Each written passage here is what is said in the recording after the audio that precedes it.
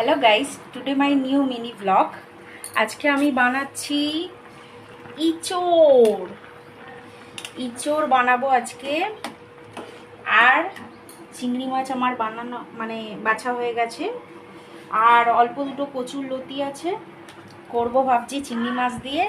ইঁচড় দিয়ে চিংড়ি মাছ আমার বর খেতে খুব ভালোবাসে, আমিও।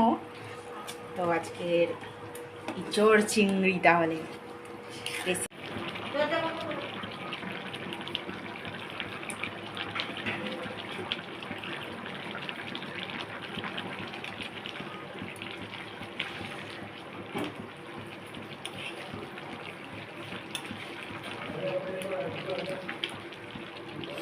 ইঁচড়ের তরকারি আমার কমপ্লিট।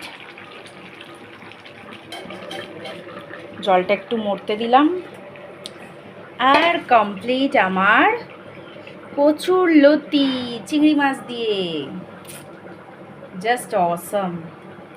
এটা আমার রেডি হয়ে গেছে করা।